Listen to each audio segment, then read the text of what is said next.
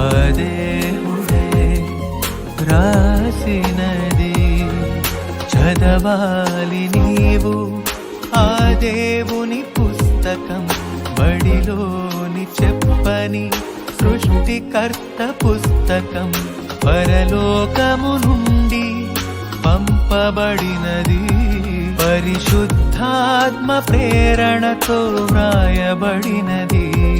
పరిశుద్ధమైన మా కన్న తండ్రి, నీకు వేలాది వందనాలైనా నీకే కన్నత నీకే మహిమ చెల్లిస్తున్నాం. మా కన్న తండ్రి, ఏమిచ్చి నీ రుణం తీర్చుకుంటాం దేవా.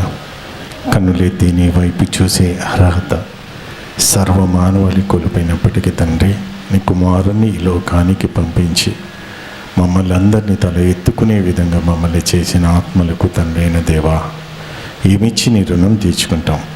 నాయన, నీ వాక్య పరిచర్య కోసం నా ఆత్మ సంసిద్ధంగా ఉంది తండ్రి.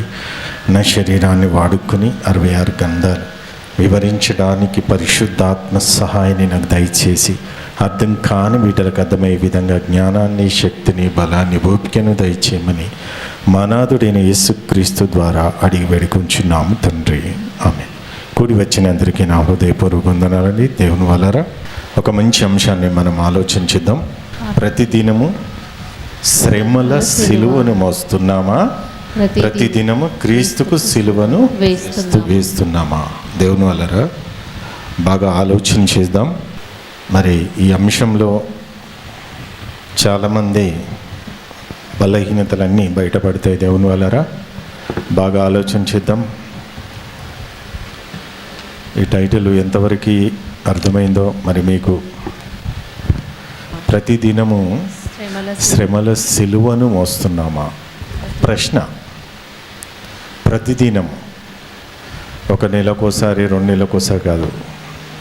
ఎందుకు శ్రమల సిలువను ఎందుకు మోయాలి అంటే, క్రీస్తుని మనం ధరించాం, క్రీస్తుని అంగీకరించాం, క్రీస్తుని నమ్ముకున్నాం, క్రీస్తు బాటలోనే నడవాలని మనమందరం అనుకొని క్రీస్తుని వెంబడిస్తున్నాం. క్రీస్తుని ఈ భూమి మీద ఆయనకు వచ్చిన కష్టాలు, బాధలు, ఇబ్బందులు, సమస్యలు అన్నీ ఈరోజు మనకు వస్తున్నాయా? భూమి మీద బ్రతికిన సుమారుగా శరీరాన్ని ధరించుకొని 33.5 సంవత్సరాలు భూమి మీద బ్రతికాడు. మరి అలాంటి శ్రమలు మనకు వస్తున్నాయా? సిలువ అనగా ఏదో ఒక కట్టె ముక్కను వేసుకొని తిరిగేది కాదు. సిలువ అంటేది మనుషులకి అర్థం కావట్లేదండి.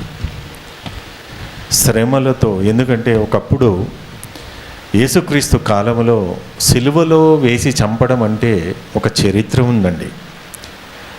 సిలువలో ఎలాంటి వాళ్ళని వేస్తారంటే, ఒక బందిపోటు దొంగల్ని, ఒక భయంకరమైన నరహంతకుల్ని సిలువేసి చంపేది అప్పుడు. అలాంటి సిలువలో యేసుక్రీస్తు కూడా ఉన్నాడు. మరి అంత ఘోరంగా ఏం చేశాడు ఈ భూమి మీద? ఆయన ఏం అన్యాయం చేశాడని ఆయనను అంత ఘోరంగా చంపారు? ఆలోచించాలి దేవుని వలన. ఇలా ఎందుకు ఈ టైటిల్ నేను పెట్టాల్సి వచ్చిందంటే, దేవుని వలన ప్రతిదినము శ్రమల సిలువను మనం వస్తున్నామా? ప్రతిదినం శ్రమల సిలువ అంటే ఏంటి? ఆ సిలువకు అర్థం ఏంటి? అసలు సిలువ అంటే ఏంటి? అసలు ఆల్రెడీ మనమంతా నమ్మి విశ్వసించి బ్యాప్టిజం తీసుకోగానే మనమంతా శరీరానికి సిలువ వేసేసాం. సిలువ దేని నిమిత్తం వేసేసాం? యేసు ఎలా చంపబడ్డాడు? ఆయన సిలువలో చంపబడ్డాడు. ఆయనని మనం అంగీకరించాం కాబట్టి, మరి ఆయన మనలోకి వచ్చాడు కాబట్టి ఆ శ్రమల సిలువ నిజంగా మనం మోస్తున్నామా? ఇలా ఎక్కువ కుటుంబ సిలువలు ఎక్కువ మోస్తున్నారు, కుటుంబ బాధ్యత సిలువలే ఎక్కువ మోస్తున్నారు. ఏదో ఒక ఆదివారం ఏదో కొద్దిగా వచ్చేసి 1 గంట సేపు వినేసి వెళ్ళిపోయేది కాదు సిలువను మోయడం అంటే. యేసుని ఎప్పుడైతే భూమి మీద మనము ధరించామో హృదయంలోకి, అప్పటి నుంచి చచ్చిపోయేంత వరకు ప్రతిరోజు సిలువ మోయాల్సిందే. వాక్యాలు చాలా ఉన్నాయి, మీకు నిరూపిస్తా. ఎందుకంటే బైబిల్లో అపోస్తులు రాశారు కదా, ఏ విధంగా పరిశుద్ధాత్మ ప్రేరేపణ బట్టి రాశారు. రాసిన దాని ప్రకారంగా మనం భూమి మీద బ్రతకాలి కదా, ఖచ్చితంగా బ్రతకాలి. బ్రతకకపోతే దేవునికి వ్యతిరేకంగానే మనం బ్రతుకుతున్నట్టే. అర్థమవుతుందా అండి? ఇలా ప్రతి ఒక్కరికి సిలువ ఇవ్వబడ్డదండి. ప్రతి ఒక్కరికి ఉంది సిలువ. అర్థమవుతుందా? ప్రతి ఒక్కరికి. ఎవరెవరికి? నమ్మి విశ్వసించి బ్యాప్టిజం తీసుకున్న ప్రతి ఒక్కరికి సిలువ, శ్రమల సిలువ ఇవ్వబడ్డది. ఈ భూమి మీద ఎంతకాలము దేవుడు ఇచ్చిన ఆయుష్కాలంలో ఎంతవరకు ఈ శ్రమల సిలువను మోసుకుంటూ మనం ముందుకెళ్తున్నామని మీరు ఆత్మ పరిశీలన చేసుకోవాలి. ఇలా ప్రవక్తలు కానీ అపోస్తులు కానీ ప్రతి ఒక్కరు భూమి మీద పరలోకానికి ఎక్కిపోవాలన్న ప్రతి ఒక్కరికి దేవుడు ఇచ్చిన సిలువ, అదే సువార్త సిలువ. అర్థమవుతుందా దేవుని వల్ల? మరి అలాంటి సువార్త భూమి మీద మనమే పరీక్షించుకోవాలి. నిజంగా ఎంతవరకు నేను ఉన్నాను, ఎంతవరకు కరెక్ట్గా ఉన్నాను, నిజంగా నేను చనిపోతే నా ఆత్మ ఖచ్చితంగా పరదేశికి చేరుతుందా లేదా అనే ఒక ఆలోచనలో లేకపోతే మనం ఫెయిల్ అయిపోతాం దేవుని వల్ల. కుటుంబంలో ఏం ఫెయిల్ అవుతలేరు, మీ లోకపరంగా సంపాదనలు ఎక్కడ కూడా ఫెయిల్ అవుతలేరు, కానీ దేవుని విషయంలో చాలా ఫెయిల్ అయిపోతున్నారు. ఎందుకు ఫెయిల్ అవుతారు చెప్పండి? ఒకసారి కానీ ఒక టీచింగ్ చేస్తున్న చాలా స్ట్రిక్ట్గా ఉండి మీరు కరెక్ట్గా రాస్తేనే మార్కులు వేసే మన కళ్ళ ముంగట ఎంతోమంది టీచర్స్ చూస్తున్నాం. ఒక్కటేస్తే పాస్ అయిపోతానే కదా అని, ఆ ఒక్కటి కూడా ఎందుకు వేయడం అంటే నెక్స్ట్ బాగా చదవాలని. ఇలా ఈ భూమి మీద ఎన్నో విధాలుగా చేయొచ్చు, కానీ పరలోకం అనేది అంత ఈజీ కాదు. ఈ భూమి మీద శ్రమలతో కూడిన పోరాటం ఉంది మనకి. చూద్దాం బైబిల్ ఏం చెప్తుందో, బైబిల్ ప్రకారంగా మనం ఆలోచిద్దాం. కేవలము నీ కోసము నా కోసం, ప్రతి ఒక్కరి కోసం, పరలోకానికి ఎక్కిపోవాలనుకున్న వాళ్ళు వారందరి కోసం. ఈ జ్ఞానం నేర్చుకుంటూ కూడా లోకపరంగా మీరు బ్రతకాలనుకుంటే, లోకాన్ని మాకు కావాలి అనుకుంటే మాత్రం మీరు ఫెయిల్ అయిపోతారు. చాలా జాగ్రత్తగా ఆలోచించండి. మత్తయి సువార్త 10వ అధ్యాయము 38, 39 వచనం చూడండి దేవుని వల్లరా. 10వ అధ్యాయము 38, 39 వచనం.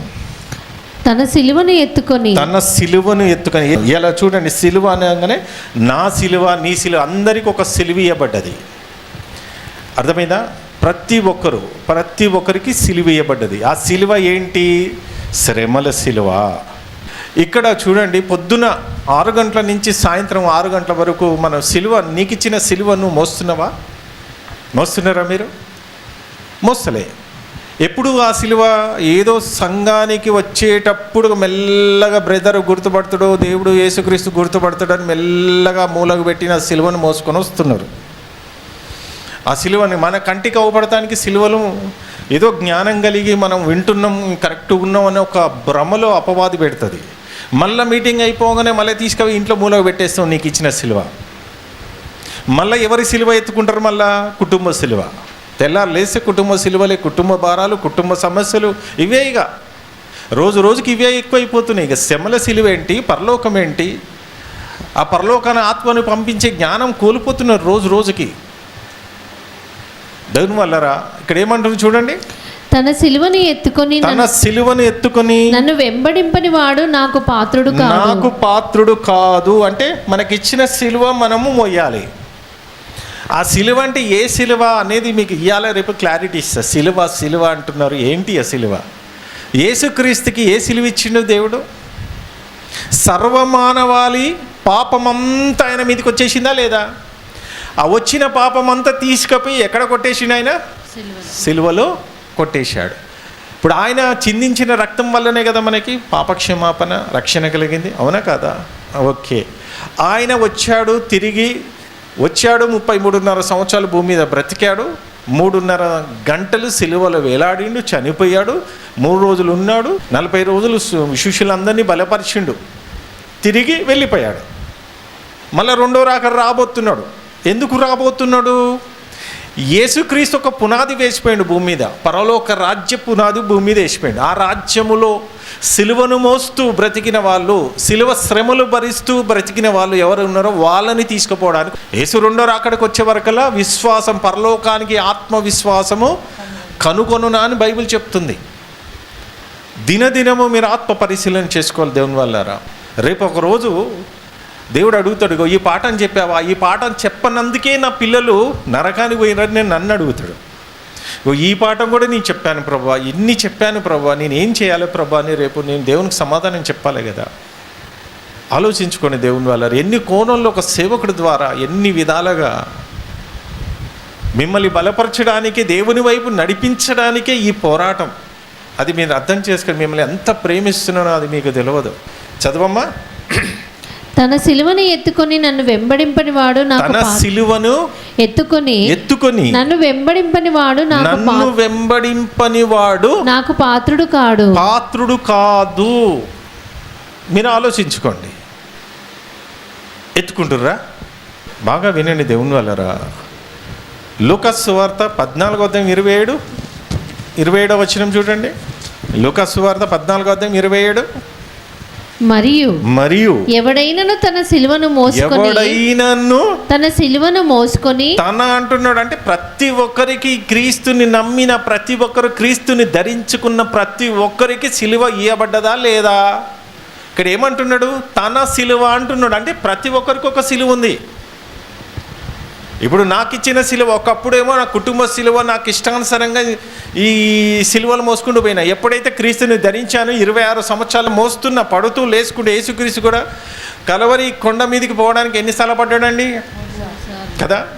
అంటే మనం కూడా పడుతూ లేచుకుంటూ సిలువను, మనకిచ్చిన సిలువను మోసుకుంటూ పోతూనే ఉన్నా. ఇప్పుడు నువ్వు ఎన్ని సంవత్సరాల నుంచి నువ్వు బ్యాప్టిజం తీసుకున్నా కానీ ఆ సిలువ ఎప్పుడు ఎలా మోస్తున్నావు? ఆ మోసే సిలువలో ఎంత కష్టం ఉంది, ఎంత బాధ ఉంది, ఎంత ఇబ్బంది ఉంది నీకు చెప్పండి. ఇవాళ నిజంగా యేసుక్రీస్తుని భయంకరంగా కొట్టిన తర్వాత రక్తం ఉంటుందా అండి ఇంకల్లా?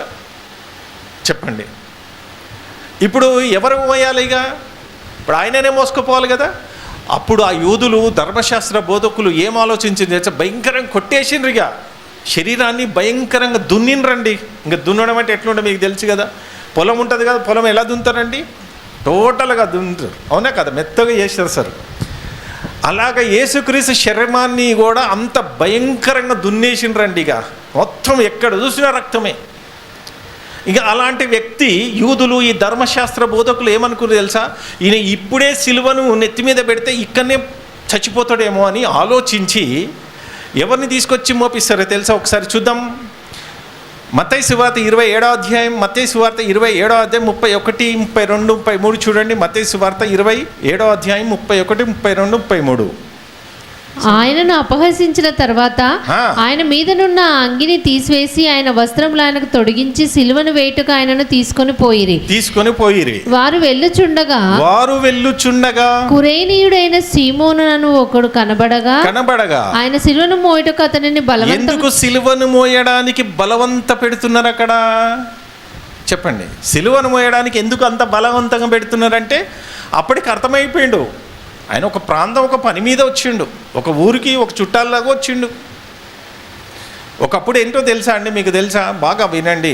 ఒకప్పుడు మనము ఈ దొంగతనాలు, వ్యభిచారాల్లో పట్టబడిన వాళ్ళ సావాసం కానీ, ఈ భయంకరంగా వ్యక్తుల సావాసం ఉండేవరకల్లా ఎట్లా చూస్తారండి మనం? ఒకప్పుడు ఈ భయంకరమైన బందిపోటు దొంగలు, నరహంతకులు సిలువలో వేసి చంపేవాళ్ళంటే వాళ్ళని ఒక టైప్లో చూసేదండి. సీమోను ఏమనుకున్నాడు తెలుసా? సిలువను మోసిను అంటే మొత్తం మోయలే, కొద్దిగా మోసిండు అన్నట్టు. తర్వాత 3 రోజులు అయిపోవాలి కదా. అయిపోయిన తర్వాత చనిపోయిండు. తిరిగి 3 రోజులు లేచిన ఒక పలానా వ్యక్తి చనిపోయి తిరిగి లేచిండు అనే వరకు ఆయనకు శక్తి వచ్చేసింది, అని ఒక బలం వచ్చేసింది. ఆయన తిరిగి చనిపోయి తిరిగి లేచిండని చెవులో పడంగానే ఆయన షాక్ అయిపోయాడు. ఇక ఇలాంటి వ్యక్తిని, దేవుని కుమారుని సిలువని మోసానని గర్వపడ్డాడు. ఇవాళ నిజంగా సిలువ శ్రమ అంటే ఏంటి? ప్రతిదినము ఏ సిలువ? శ్రమల సిలువను మోస్తున్నావా? శ్రమలు సిలువ. మరి యేసుక్రీస్తుకి ఏం పాపం చేసిండు ఆయన? ఏమన్నా అన్యాయం చేసిండ భూమి మీద? మనందరికి సిలువను, మన సిలువను ఆయన మోయడం ఏంటి? ఇప్పుడు నేను చూడండి, బాగా వినండి, మనందరి కోసం ఆయన సిలువ మోసాడు. ఇప్పుడు నేను రక్షింపబడ్డ తర్వాత నేనేం చేయాలి? ఇతరుల కోసం నేను సిలువను మోయాలి. అర్థమైతే, దేవుడు అర్థమైతే ఇతర సిలువ నేను మోయాలి. ఆయన ప్రేమను పంచుతుంటే ఆయన ప్రేమ యొక్క త్యాగం ఏంటో చెప్పినా కొద్దీ మనం అర్థం చేసుకోవాలి కదా. ఇప్పుడు ఒక మంచి మాట ఉన్నది కదా, ప్రాణం ఎవరి కోసం పెట్టాలట? ఒకటో యోహాను 3వ అధ్యాయం 16వ వచనంలో ఏమంటారు చూడండి. ఆయన మన నిమిత్తము తన ప్రాణమును పెట్టెను గనుక. మన కోసం ప్రాణం పెట్టిండు కదా. పెట్టిండా లేదా? ప్రతి ఒక్కరికి పెట్టిండు. దీని వలన ప్రేమ ఎట్టిదని ప్రేమ తత్వమే మనకు తెలుస్తలే. ఏదో వచ్చాడు, చనిపోయిన, తిరిగి వెళ్ళిపోయాడు, అర్థమవుతుందా? అలాగనే ఉంటుంది. కానీ ఆ ప్రేమతత్వము కోల్పోతున్నాం దేవుని వల్ల. ఎందుకోసం? నా కోసము, నేను పాపిగా ఉన్నప్పుడు నా కోసము ఈ భయంకరమైన పాపం, ఆ అగ్నిగుండం నుంచి తప్పించడానికి నా కోసం మరణించావయ్యా. అదే కదా. దీని వలన ప్రేమ ఎట్టిదని తెలుసుకొనుచున్నాము. మనము కూడా సహోదరుల నిమిత్తము మన ప్రాణములను పెట్టబద్దులమై ఉన్నాము. ప్రాణం పెట్టాలి? యేసుక్రీస్తులాగా సిలువలో చంపబడాలనా? ప్రాణం పెట్టాలంటే ఎలాగా? నా పనులు పక్క పెట్టేసి క్రీస్తు సిలువ గత 26-27 సంవత్సరాలకు అడుగు పెడుతున్నా అంటే అన్ని సంవత్సరాల నుంచి సిలువను మోస్తున్నామా లేదా? మీరు ఎప్పటి నుంచి మీరైతే మోస్తున్నారో అప్పటి నుంచి మీకు కూడా కౌంట్ అవుతుంది. కొద్దిసేపు మోసి, కొద్దిసేపు పక్కకు పెట్టేసి, కొద్దిసేపు మన కుటుంబం. ఇది కాదండి.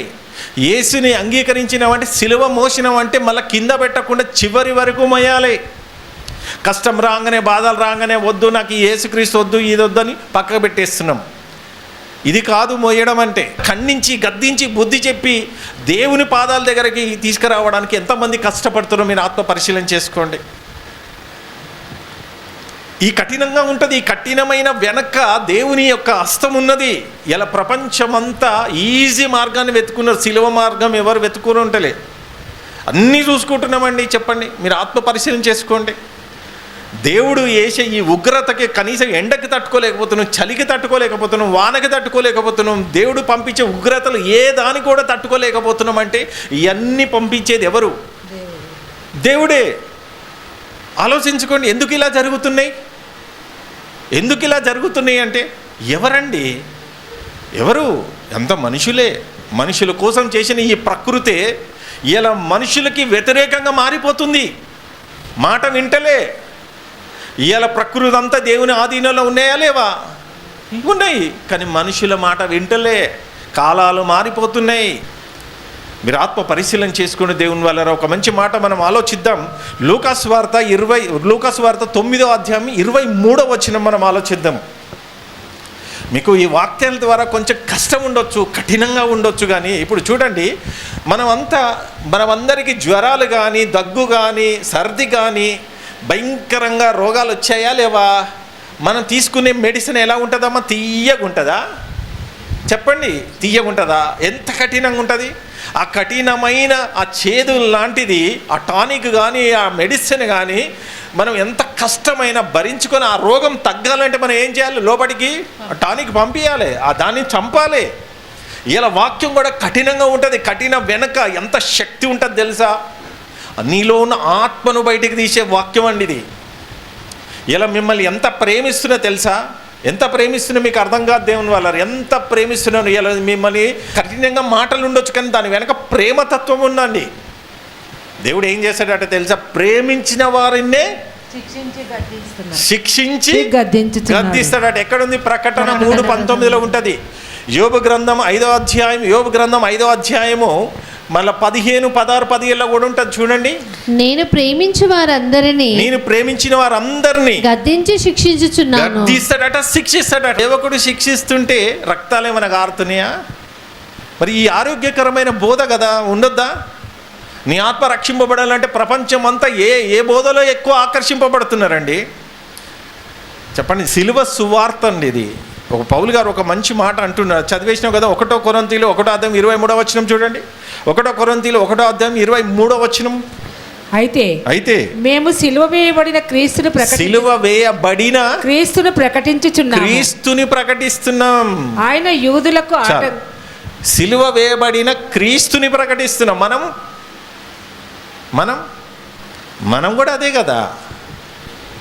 అంటే యేసుక్రీస్తు మోసిన సిలువ ఇలా మనం మోయొద్దా? ఎందుకంటున్నాడు అక్కడ? చాలా ఉన్నాయి. ఇంకా వాక్యాలు మీకు చూపిస్తాయి. నీకు చాలా వాక్యాలు. లూకాసు వార్త ఆయన అందరితో ఇట్లా బాగా వినండి, ఇది చాలా ముఖ్యమైన పాఠానికి. ఆయన అందరితో ఇట్లా నేను ఎవడైనాను నన్ను వెంబడింపగోరిన ఇక్కడ ఎడల ఏమంటున్నాడు? ఎవరిని వెంబడిస్తున్నామమ్మా మనం? యేసు. క్రీస్తు ప్రభుని వెంబడిస్తున్నాం, అవునా కదా? మరి యేసు క్రీస్తు అంటున్నాడు కదా, నేను మీకు కావాలనా? మీరు నన్ను నమ్ముతున్నారు కదా, నేను కాదు, క్రీస్తు అంటున్నాడు. మీరు నన్ను వెంబడిస్తే, నా గొర్రెలను నిజంగా నన్ను మీరు వెంబడిస్తే మీకు ఏమొస్తుందట చెప్తున్నాడు ఇక్కడ చూడండి. ఎవడైనాను నన్ను వెంబడింపగోరిన ఎవడైనా ఎడల నన్ను వెంబడి అంటే క్రీస్తుని వెంబడిస్తే తన్ను తాను ఉపేక్షించుకొని ప్రతి దినము తన సిలువని ఎత్తుకొని నన్ను ఏ వెంబడింపవలెను. రోజు అంటే ఒక రోజుకోసారా, 2 రోజుల, 3 రోజుల, వారంకోసారా, శనివారంకోసారా, ఆదివారంకోసారా? ప్రతిదినం అంటుండ్రా? నేను మీకు కావాలి అంటే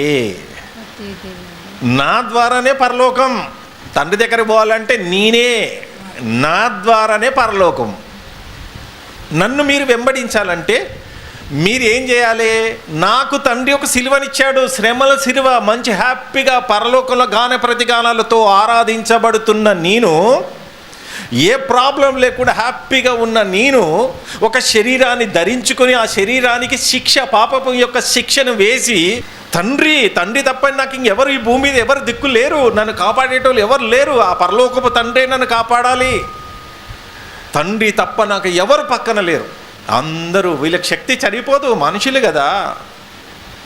తండ్రి ఆయనకిచ్చిన సిలువ భూమి మీద 33.5 సంవత్సరాలు ఒక్క రోజు కూడా సిలువను పక్కకు పెట్టలే. బాధల్లో సిలువ, ఆర్థిక ఇబ్బందులు, అన్ని సిలువలు కాదా? శ్రమల సిలువ అంటే ఏంటి? సిలువ అంటే ఏంటి? తెల్లారు లేస్తే ఏదో ఒక భక్తి, ఒక పైన భక్తి కాదండి మనది. పరలోకానికి ఎక్కిపోయే సిలువ నీకొద్దా? ఇక్కడ ఏమంటున్నాడు? నన్ను మీరు వెంబడిస్తే మీకు ఇస్తున్న సిలువ, నాకు కూడా నేను యేసుక్రీస్తుని వెంబడిస్తాను, నాకు ఇచ్చిండు సిలువ. ఆయన ఏమంటున్నాడు చూడండి ఇక్కడ, చదువు తల్లి.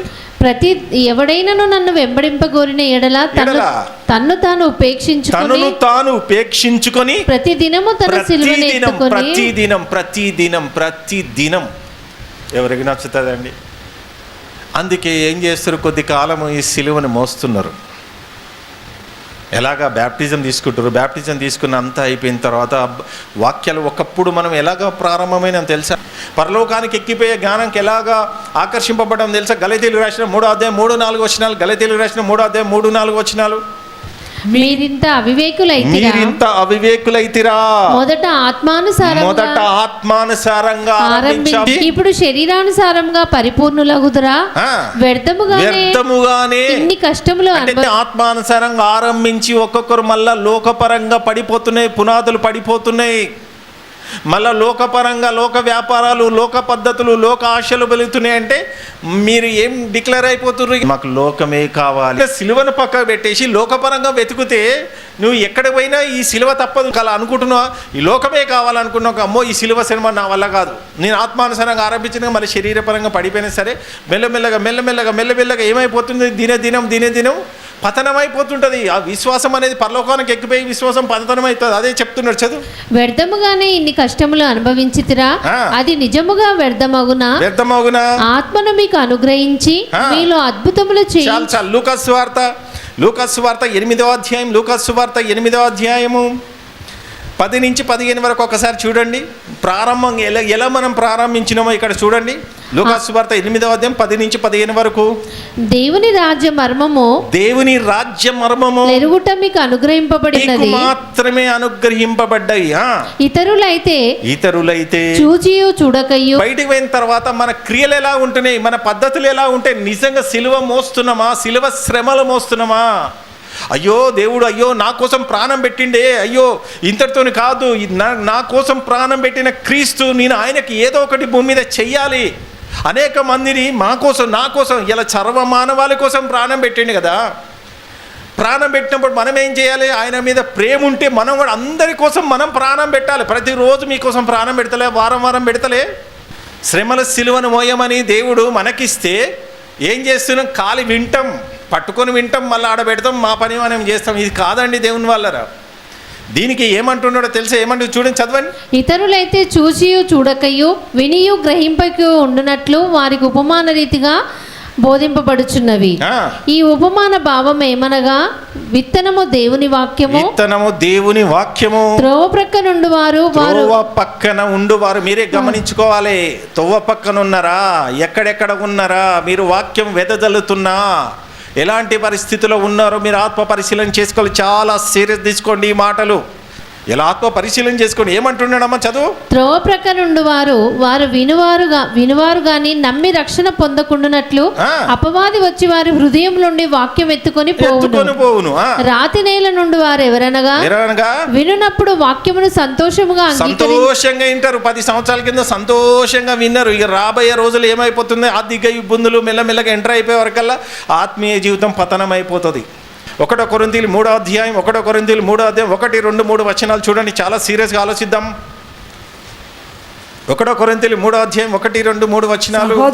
సహోదరులారా ఆత్మ సంబంధులైన మనుషులతో మనుషులతో నేను మాట్లాడినట్లు మీతో మాట్లాడలేకపోతిని. ఎలాగా బయటకు వెనక మన పరిస్థితి ఏమైపోతుంది? ఈ కొద్దిసేపు మాత్రమే ఆత్మ సంబంధంగా అవపడుతున్నారు. బయట పోయినాక ఎలా ఉంటారు? మీ గుండెకి మీరే జవాబు. ఆత్మ పరిశీలన చేసుకోండి. వాస్తవం అండి.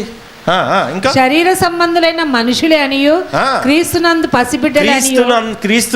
పసిబిడ్డలేనని మీతో మాట్లాడవలసి వచ్చెను. అలాగ వచ్చింది. ఇక ప్రతి వారం ఇదే కదా నా గోల.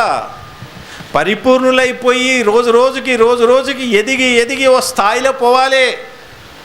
మీరు 10 సంవత్సరాలు ఎల్కేజీలే కూర్చున్నారు అనుకో, ఎలా ఉంటుందండి సృష్టిలోకి? అరే ఏంద్రా, ఈజీ పేపర్ ఇచ్చినా నువ్వు పాస్ కావా? ఫెయిల్ అన్నిట్లలో ఫెయిల్ అయిపోతున్నాం. లాస్ట్కి ఏసు 2వ రాకడికి ఫెయిల్ అయిపోయినా అనుకో, లిస్ట్లో మన పేరు లేదనుకో. మొదటి వాళ్ళు కడపటి వాళ్ళు, మనం ఆ స్థాయికి పోతాం. ఆల్రెడీ అయిపోతున్నాం మనం. వాళ్ళకి అవకాశం ఉంది, మనకు లేదుగా. మనకు అవకాశం లేదు. 10 సంవత్సరాలు అన్ని పాఠాలు మెదడు నరాలు ఇనికిచ్చేసిన నువ్వు తప్పించుకుందామన్నా తప్పించుకోవడం లేదు.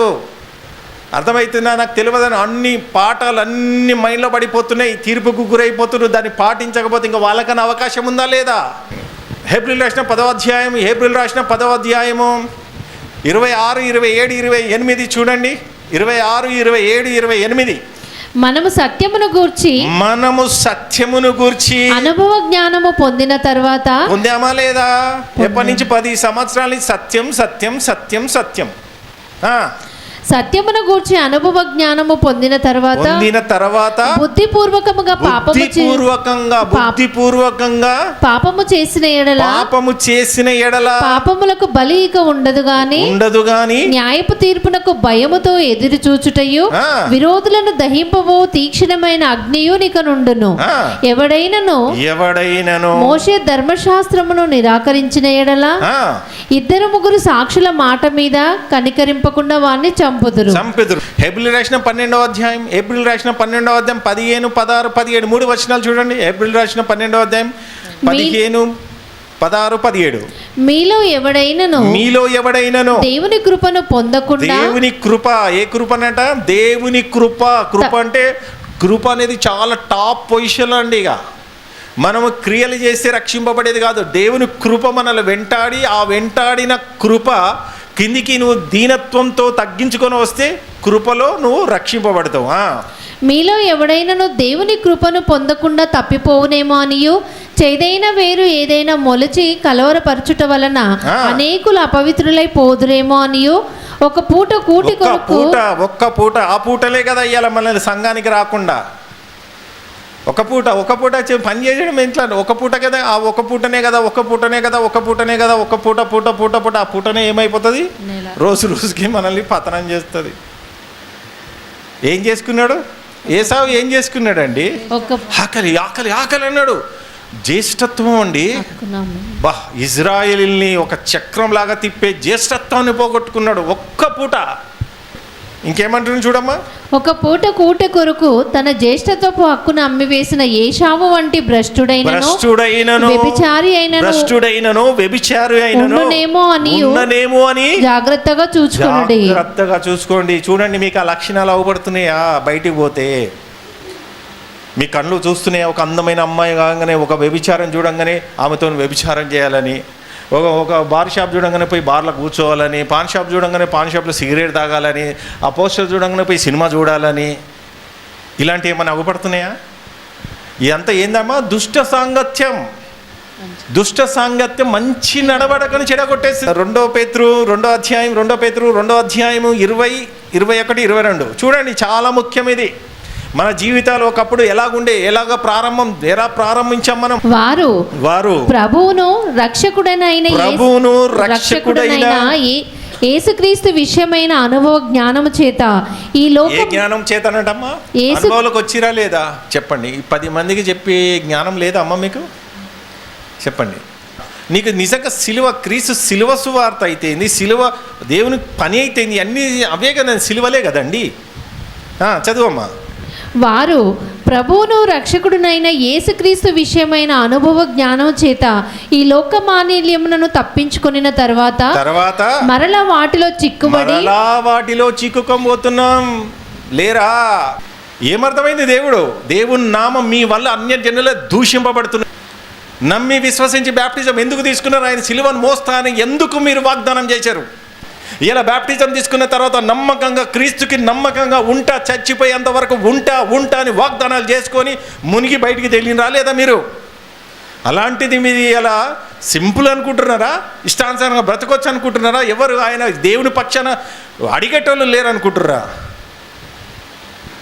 అర్థమైందా? యేసుక్రీస్తుని చూడండి, కలిగి ఉన్నది ఏది అయినా లేకుండా కలగలేని సృష్టికర్త యేసుక్రీస్తు భూమి మీదకి వచ్చి అనేక మందికి అద్భుతాలు, ఆశ్చర్యకార సూచక్రియలు చేసిన తర్వాత చివరికి 11 మంది. అర్థమవుతుందా? సత్యబోధ, కఠినమైన బోధ. ఈ బోధ వెనక పరలోకానికి ఎక్కిపోయే బోధ ఇది నేను కాదు మాట్లాడేది. మిమ్మల్ని తిట్టాలని ఉందా? వాక్యానికి వ్యతిరేకంగా బ్రతుకుతున్నాం ఇంతకాలం. ఈ పవర్ఫుల్ వాక్యాలు వినకపోతే పరిస్థితి ఏ స్థాయిలో వెళ్ళిపోతాం? ఆత్మ పరిశీలన చేసుకుని ఇక్కడ ఏమంటున్నామా? ఈ లోక మాలిన్యములను తప్పించుకున్న తర్వాత మరలా వాటిలో చిక్కుబడి వాటి చేత జయింపబడిన ఎడల వారి కడవరి స్థితి మొదటి స్థితి కంటే మరీ చెడ్డదైపోతుంది. ఇప్పుడు అదే స్టార్టింగ్ లో ఎలాగా ప్రారంభించినమ్మా మనం జ్ఞానానికి? ఎంతో ఆరాటం అబ్బాబ్బా దేవుని పని చేయాలి, అది అని కథం. కొంత డబ్బు రాగానే ఒక రేంజ్లోకి వెళ్ళిపోతున్నాం మనం. ఇక యేసుక్రీస్తు కలిగి ఉన్నది ఏది అయినా లేకుండా కలగలేని సృష్టిలో ఎన్ని అన్నీ వాడుకోవచ్చు కదా. మనల్ని రక్షించడానికి ఎంత తగ్గించుకొని, అసలు ఆ త్యాగమే అర్థం కావట్లేదండి మనకి. ఎంత కష్టపడ్డాడో సిలువలో, ఎంత కష్టపడ్డాడండి. ఓడిపోతాడు అని అనుకుంది అపవాది.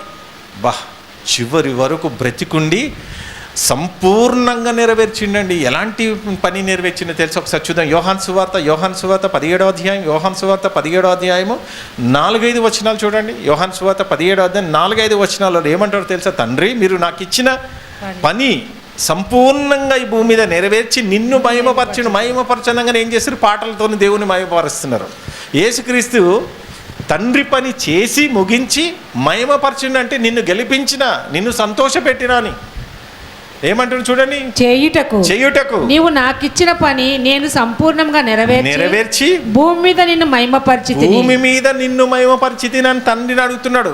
మహిమపరిచిన తర్వాత ఊకున్నాడా? మళ్ళీ ఏమడుగుతున్నాడు? ఎక్కడి నుంచి వచ్చానో, ఏ పని నిమిత్తం, ఏ సీటు ఉండే నాకు పరలోకంలో, ఏ సీటు ఉండే ఆయనకి? తండ్రి, లోకము పుట్టక మునుపు నీ వద్ద నాకు ఏ మహిమ పరలోకంలో ఏందమ్మా? గాన ప్రతిగానాలతో ఆరాధించబడుతున్నప్పుడు పరలోకంలో యేసుక్రీస్తు లేడా? ఈ ఆరాధన, దేవదూతల ఆరాధన అంతా ఆయనకి పోతుందా లేదా? మరి అలాంటి మహిమ, ఆ మహిమనంతా వదిలేసుకొని ఇలా మనల్ని రక్షించడానికి ఈ భూమి మీదకి వస్తే ఆయన ఏమంటున్నాడు తండ్రికి? తండ్రి, లోకము పుట్టక మునుపు నీ యొద్ద నాకు ఏ మహిమ ఉండెనో ఆ మహిమతో నన్ను ఇప్పుడు నీ యొద్ద మహిమపరచుము. అయ్యా, నువ్వు నాకు ఇచ్చిన పని సంపూర్ణంగా భూమి మీద నెరవేర్చాను. ఎక్కడ కూడా ఓడిపోలే, పర్ఫెక్ట్గా చేశాను. నేను నీ దగ్గరకు వస్తున్నా. నేను ఎక్కడ నాకు ముందుగా ఈ భూమి మీదకి రాకముందు ఏ సీటు ఉందో నీ పక్కన, ఆ సీటు నాకు కావాలి అన్నాడు. కథం గెలిచిండు, తండ్రిని గెలిపించును, తిరిగి పరలోకానికి వెళ్ళిపోయాడు. ఇలా మనం కూడా ఎక్కడి నుంచి వచ్చామో తెలుసా? చెప్పే దిక్కు లేదు. ఎక్కడి నుంచి వచ్చామంటే మీ ఊరు ఎక్కడ, మీ ఇల్లు ఎక్కడ అంటే ఫస్ట్ మనకు గుర్తు వచ్చేది ఎవరు? మా మమ్మీ, మా డాడీ. మా మమ్మీకి ఎవరు? మా తాత, మా ముత్తాత. మా మా అమ్మమ్మలు ఆ ఊరు ఈ ఊరు చెప్పుకుంటూ బతికేస్తున్నా. అసలు నీ అసలైన ఊరేది? మొత్తం అర్పించేసిరు ఈ దొంగలంతా. పరలోకం అని చెప్పే జ్ఞానవంతులు ఉన్నారా? తల్లిదండ్రులు ఉన్నారా? ఏడా? మనది ఫలానా ఊర్రా. ఆ ఊరు చెప్తుర్రు ఎవరన్నా? ఆ ఊరు తెలిస్తే కదా వాళ్ళకి. ఎంత అదృష్టవంతులండి మనం దేవుని బిడ్డలం. మీరు ఆత్మ పరిశీలన చేసుకొని ఒక మంచి మాట అంటున్నాడు. మనమందరం ఒకప్పుడు ఎలాగున్నామో చూడండి. హెబ్రీయులకు రాసిన 6వ అధ్యాయం 4, 5, 6 వచనాలు. ఒక్కసారి వెలిగింపబడి పరలోక సంబంధమైన వరమును ఒక్కసారి వెలిగింపబడ్డామా లేదా? మళ్ళా వెలిగింపబడిన వెంటనే ఆ వెలుగు అలాగనే వెలుగుతూ ఉండాలి. కొద్ది రోజులు అయిపోయినాక ఆరిపోతున్నాయి దీపాలు. ఇలా సంఘానికి రాకపోతే, ఈ మాటలు నా బిడ్డలు వినకపోతే ఏమైపోతారో? వచ్చే అంశం కల్లా వీళ్ళు ఉంటారా? వీళ్ళ పరిస్థితి ఏంటి? అపవాది ఏ సమస్యలలో వీళ్ళబెడుతుంది, ఏ సమస్యలు ఇరుక్కపోతున్నారు నా పిల్లలని. ఎంత బాధనండి. మీరు ఆత్మ పరిశీలన చేసుకోండి. దేవుని వాళ్ళు దయచేసి ఇక్కడ ఏమంటారు చూడండి. ఒక్కసారి వెలిగింపబడి పరలోక సంబంధమైన వరము పరలోకానికి ఎక్కిపోయే వరాలు రుచి చూచి పరిశుద్ధాత్మలో పాలివారై దేవుని దివ్య వాక్యమును దేవుని యొక్క దివ్య వాక్యము రాబోవు యుగ సంబంధమైన శక్తుల ప్రభావం, అవే కదా శక్తుల ప్రభావం వల్లనే పడిపోతున్నాం. అటాక్ అయిపోతున్నాయి. దినదినం ఎలాగ అటాక్ అయిపోతుంది తెలుసా? చూద్దాం ఒకసారి. ఒక వాక్యం మనం ఆలోచిద్దాం దేవుని వల్ల. మార్క్స్ వార్త 4వ అధ్యాయం తీయండి. మార్క్స్ వార్త 4వ అధ్యాయం 14 నుంచి 20 వరకు చూడండి. మన పరిస్థితి ఇదే. విత్తువాడు వాక్యము విత్తుచున్నాడు, విత్తబడుతున్నాయి. త్రోవ ప్రక్క నుండి వారు ఎవరనగా వాక్యము వారిలో విత్తబడును కానీ వారు వినిన వెంటనే సాతాను వచ్చి వెంటనే వాక్యం ఎత్తుకపోతుందంటే అంత మన బలహీనులమా? ఇప్పుడు మీ ఇంట్లో దొంగోడు వచ్చిందనుకో, మీ కళ్ళము కూడా ఎత్తుకొని పోతుంటే ఉరుకురో అనవా? వాక్యం ఎత్తుకపోతుంటే ఇంత చలనం లేదా? నీ హృదయంలో ఒక సేవకుడు వాక్యం విత్తితే దానిని కాపాడుకొని అపవాది వచ్చి ఎక్కడ వాక్యం ఎత్తుకపోతుందని కావలు కాయవా? భద్రపరచుకోవా? వినేసి వెళ్ళిపోగానే వాక్యం వెళ్ళిపోతుంటే గంటసేపు కూర్చున్నా ఎత్తుకపోయింది. మళ్ళీ లోకపరంగా మాట్లాడినట్టు వెళ్ళిపోయింది వాక్యం. ఇంకేడుందిగా మళ్ళీ వచ్చేదాకా మళ్ళా అప్పుడు నేను రానిస్తుందో లేదో. ఏంది పరిస్థితి? వాక్యం ఎత్తుకపోతుంటే ఇంత నిర్లక్ష్యమా? ఇంత అశ్రద్ధనా? ఇంకేం చేస్తాడు ఆయన? వారిలో విత్తబడిన వాక్యం ఎత్తుకొని పోవును, అటువలే రాతి నేలను విత్తబడిన వారు ఎవరనగా వాక్యాన్ని విని సంతోషంగా. ఇప్పుడు వాక్యాన్ని వింటారు, ఇప్పుడు బాగా వింటారు, సంతోషంగా వింటారు, నవ్వుకుంటారు, ముచ్చిముచ్చి నవ్వుతారు, మంచిగా ఉన్న తర్వాత నెక్స్ట్ బయట పోగానే మళ్ళీ ఎప్పుడో నెలకో 2 నెలలకో. అయితే వారిలో వేరు లేనందున కొంతకాలం అలాగా నిలుతురు గాని వాక్యము నిమిత్తము శ్రమైనను హింస కలగగానే వారు అభ్యంతరపడిపోతారు. ఎందుకు హింస వస్తుందిగా? ఎందుకు వస్తున్నాయి హింస? వస్తాయి కష్టాలు, బాధలు. తెలుసా రేపు ఒక రోజు ఏమైతే తెలుసా? టైం పాస్ అనుకుంటారు కదా, పాతాళం పోయినాక అన్ని గుర్తుకొస్తాయి, ఫ్లాష్ బ్యాగ్లు అన్నీ గుర్తుకొస్తాయి. ఇప్పుడు ఎట్లుంటాయో ఫ్లాష్ బ్యాక్ అంతా గుర్తుకొస్తుంది. చింత కూడా మనకు భయం లేకపోతే ఎట్లనండి ఇక మనల్ని భయపెట్టించేది? భయపడకపోతే, దేవునికి భయపడకపోతే ఎట్లా? ఇతరులు ముండ్ల పొదల్లో విత్తబడిన వారు మీరు వాక్యము విందురు గాని ఐకిక విచారము ధనమోసము మరి ఇతరమైన ఆపేక్షలో లోపల చొచ్చి ఆ వాక్యమును అణిచివేయట వలన నిష్ఫలమగును. మంచి నేలను బాగా వినండి. మంచి నేల. మీరు ఎవరెవరో మంచి నేల చెప్పాలి. మీరు మంచి నేల మీకే వదిలేస్తున్నా. నేనెట్లా మిమ్మల్ని తీర్పు తీరుస్తా? మీకే వదిలేస్తున్నా. ఇక్కడ ఏమంటున్నాడు? మంచి నేలను విత్తబడిన వారు ఎవరనగా వాక్యాన్ని విని దానిని అంగీకరించి 30 అంతలుగాను 100 అంతలుగాను ఫలించువారు. ఇది కావాలి. అందుకే ప్రతి దినము సిలువ ఎత్తుకొని ఆయనను అనుసరించాలి. సిలువ ఏంటి? పౌలు గారు 2 మాటలు అంటే ఒక మాట చెప్తా. గలతీయులకు రాసిన 6వ అధ్యాయం 14వ వచనం చూడండి. గలతీయులకు రాసిన 6వ అధ్యాయం 14వ వచనం. నాకు మీ మీద ఏమాత్రం కోపం లేదండి, ప్రేమనే ఎక్కువ. మీ మీద ప్రేమ పెరుగుతుంటే అంత కఠినమైన మాటలు నా వాక్యాలు వస్తున్నాయి. మీరు ఎంత ప్రేమిస్తున్నారో అంత కఠినంగా వాక్యాలు వస్తున్నాయి. ప్రేమ తగ్గిందనుకో మామూలుగా వస్తుంటాయి. మిమ్మల్ని ఎంత ప్రేమిస్తుంటే అంత కఠినమైన మాటలు వస్తున్నాయి. అది మీకు అర్థం కావాలి. అది అయితే మన ప్రభు అయిన యేసుక్రీస్తు సిలువ యందు తప్ప, యేసుక్రీస్తు యొక్క ఆయనకి ఏమంటుండే, నాకు ఇంక ఏం తెలియదు, నాకు ఈ భూమి మీద ఏం తెలియదు అయ్యా, యేసుక్రీస్తుని ధరించాను, ఆయన సిలువ తప్ప నాకు ఏది కూడా అవపడతలేదు అంటున్నాడు ఆయన. మన ప్రభు అయిన యేసుక్రీస్తు సిలువ యందు తప్ప మరి దేని యందు అతిశయించుట నాకు దూరమవును గాక. అంటే నాకు ఏది ఆశ లేదు అంటున్నాడండి. యేసుక్రీస్తు సిలువ తప్ప నాకు ఏం అవపడతలే. ఇంకేమంటున్నాడు, దాని వలన నాకు లోకమునకు నేనును సిలువ వేయబడ్డాడట. ఎంతమంది వేయబడ్డారమ్మ సిలువ? మీరు ఆత్మ పరిశీలన చేసుకోండి. గురి అంతా దేవుడున్న లోకం. మనకిచ్చిన ప్రతి ఒక్కరికి సిలువ ఉందా లేదా? ఉందా? మోస్తున్నారా? పక్క పెడుతున్నారా? శ్రమల సిలువ. ఆ సిలువలు అన్నీ వస్తే యేసుక్రీస్తు ఎలా వచ్చాడు, అపోస్తులు ఎలా మోసారు, ఆది క్రైస్తువులు, ప్రవక్తలు, వీళ్ళంతా సిలువను మోసారు. మరి ఈ పాట వేసి నేను ముగిస్తా దేవుని వాళ్ళరా. చివరి ప్రార్థన చేసుకుందాం, కళ్ళు మూసుకుందాం. పరిశుద్ధమైన మా కన్న తండ్రి, మరి వచ్చిన బిడ్డలు వినటానికి వచ్చిన ప్రతి బిడ్డ వాక్యంలో హృదయంలో నాటబడి ఫలించే విధంగా సాయం చేయని. ఎంతోమంది ఆర్థిక ఇబ్బందులు సమస్యలతో ఉట్టుకున్న, అదిగాక మరి ఎంతోమంది 1000 మందినైనా మరి ఆ మాటలు కూడా విని వచ్చే వారం కూడా ఇంకా ఆత్మీయంగా బలపడి ఇంకా అనేక మందిని నీ వైపు తిప్పుకుని ఒక సాధనాలుగా వాడుకోమని మానాథుడైన యేసుక్రీస్తు ద్వారా అడిగి వేడుకొంచున్నాము తండ్రి. ఆమె తండ్రి యొక్క ప్రేమ, యేసుక్రీస్తు యొక్క కృప, పరిశుద్ధాత్మ సావాసం ఇప్పుడును ఎల్లప్పుడూ తోడై ఉండును గాక. ఆమెను అందరికీ వందనాలండి.